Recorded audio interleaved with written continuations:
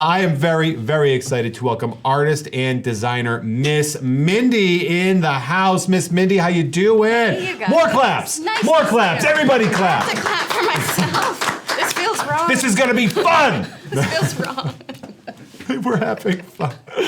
Thank you so much for joining us today. I'm so excited to have you in. I am a fan, so that's pretty rad. We have a ton of questions that we are sure you are super busy, so I want to get started real quick. When did you start drawing and designing? Is this a lifelong thing? Oh yeah. Okay. Ever since I was a little wee biscuit.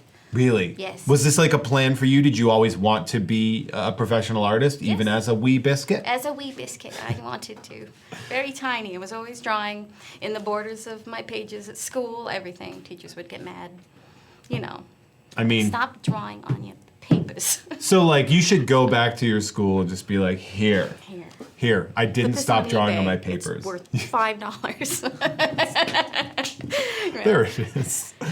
So no, was this intrinsically motivated?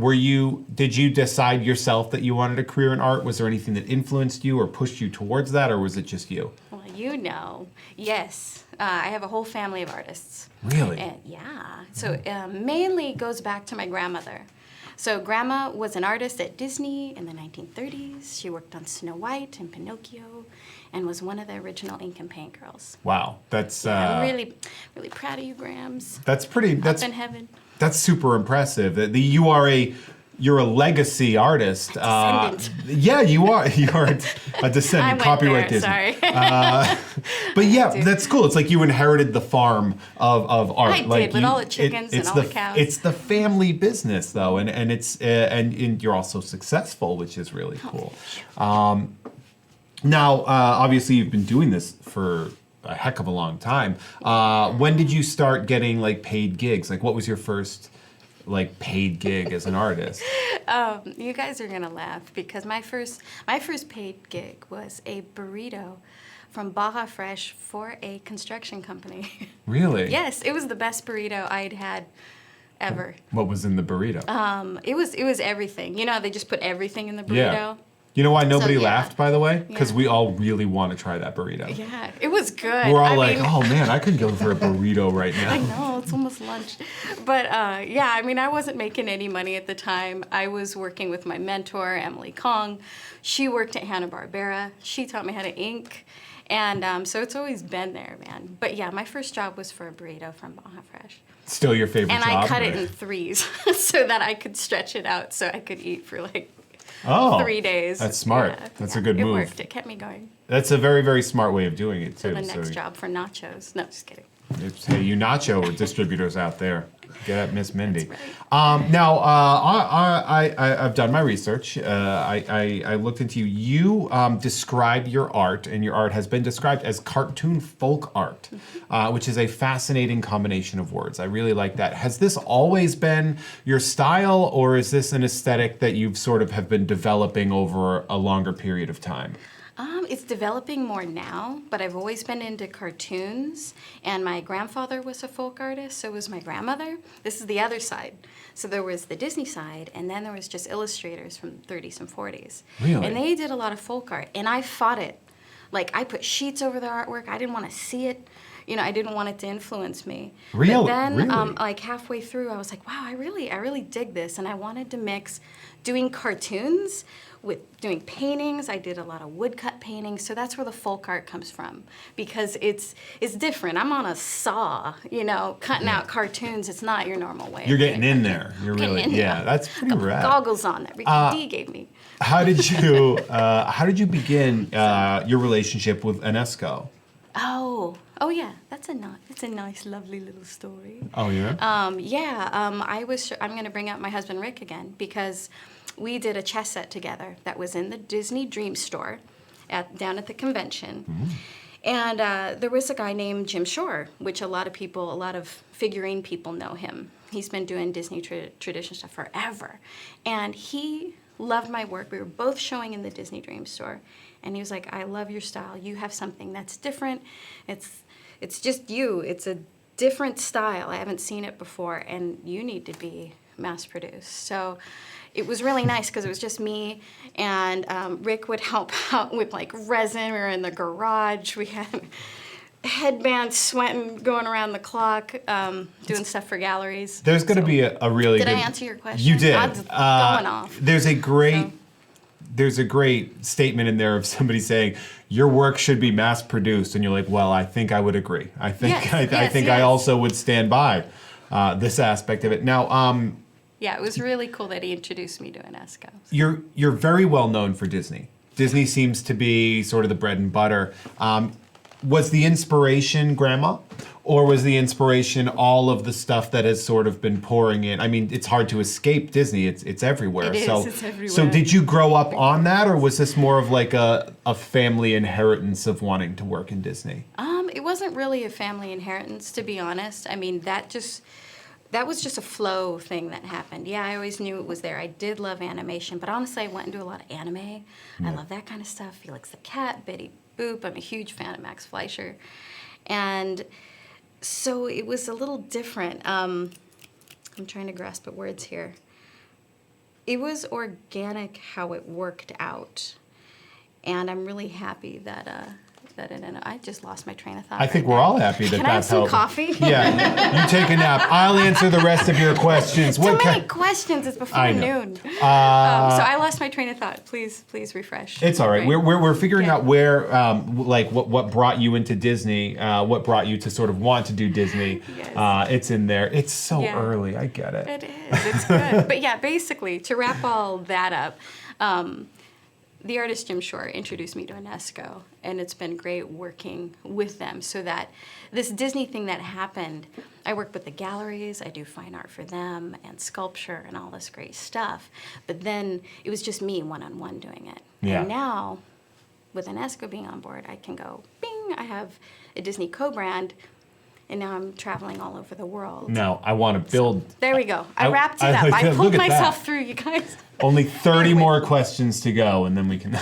now, on top of what you're saying about how you're now working with sort of this company that's giving you these opportunities, what characters or character that, like, you haven't designed would you really like a go at? Like, what character is on your wish list, your bucket list of, like, I need to do this character as a piece? Well, I'm a huge Star Wars fan. I would love to do Princess Leia like this. Yeah? Oh my goodness. That would be a great aesthetic. Yeah. Anything Star Wars would be fantastic. And I dig Marvel too. So, yeah. Yeah. Okay, well, I mean, Disney, so I think you might have it in there. Yeah, Let's see what we can do. Hold on, I'll call up the Disneys and see if we can get you on there. So now, some pieces that you've done, I've done video with some of your pieces before, and they have accessories and it's like other sets. How do you decide what is going to be included, and is it your suggestion to add a piece, or is it a suggestion from the company itself? Usually it's just me, like little pixie vampire at home working with sketches and things like that, and I just figure out, I just do what feels right, like, oh, this would look really cool. And then I run it by Disney Consumer Products, and it gets a yay or an A, but a lot of the times it flows right through, and I have a good relationship with them. It works great. I mean, me and Disney work awesome together. I love doing it. And yeah, I think it stems from Grandma and all that stuff too. Yeah. Oh, I love it. You know. Are you do you prefer to do the villains or the heroes? Like, what are you like the villains? Yeah. I love the villains. Yeah. I love the villains so much. Yeah, this one's my favorite so far. The Maleficent? Yeah. It's a great piece. She comes out soon. Yeah, I think it's always fun to sort of dip your toes into the bad aspect of that. Now, totally. I got both sides. Because and something building off of what we just talked about with Disney now sort of acquiring Marvel, acquiring Star Wars over the last few years, have you sort of started mentally preparing, designing these characters from these franchises? Like you said, like you want to do a Leia and stuff like that. Do you already have those plans? Like, is there like a sketchbook that you have that you're just like, if they call on me, I'm ready to swing my bat. I'm ready to go. A lot of my sketches are in my head, and then they choose their own time when they want to come out. Like, she was a total diva. Yeah. But or sometimes I'm in a bar and I'll draw it on a napkin or just like a loose piece of paper. So yeah, my sketchbook is insane looking. If you look at it, you're like, oh my God, Like, what does this is an say? old napkin. Yeah, it's an old napkin, and you just tape it in there, and it works.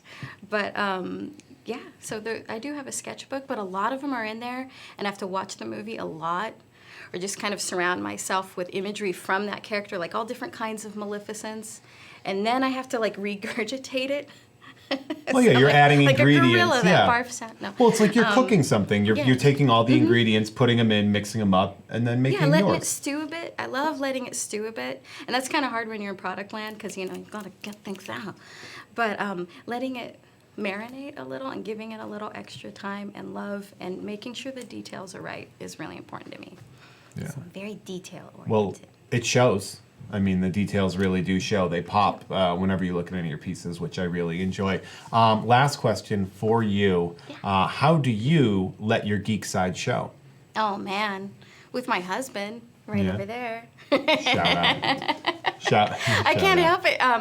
6 scale figures. You guys are 6 scale figures. Yeah, he's a big 6 scale fan, and then I wasn't as much in the beginning. I was always into vinyls, but then I don't know, man. He poses them around the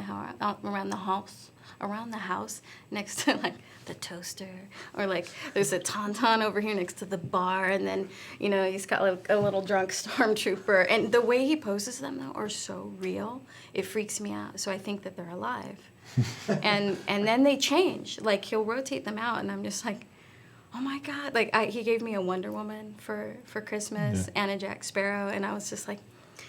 They just kind of randomly move around, and this is a very Jack's looking at me, while I'm drawing or something. This is a very Toy Story, Elf on the Shelf kind of a thing where Yes. they're just all moving around. And I think they live. I I think love they that. move around at night, and they're stealing all. That's my not a underpants and terrifying socks. concept to think about. Yeah. I love that. We're gonna have to make sure that security gives you guys a check More once you get out of underpants here. and With all the 6 lot of scales we've got toys. here, we gotta be careful around you, huh? I know. I am so happy that I we just had look you. nice. You do. Watch out. I'm so happy that. Thank you so much for joining us. I'm so excited. It's been my pleasure, man. No, it was my pleasure. was my- No, it was my pleasure. I can't tip this table. It's how about this? It's been a real pleasure. Very just in lovely to general. meet you. Be sure to follow Miss Mindy on all of her social media channels that we have listed below. If you would like to pick up some of Miss Mindy's incredibly adorable and fantastic pieces, head to side.show/World of Miss Mindy. You can check those out. We've got a lot of really great stuff. I know because I have seen them. I'm really excited. Thank you all so much for watching. I really appreciate it. And don't forget to let your geek side show.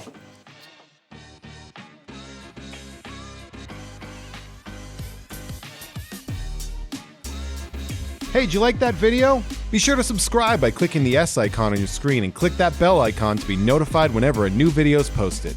If you'd like more info on the items featured in this video, click the link provided under Product Info. Thanks for watching, and don't forget to let your geek side show.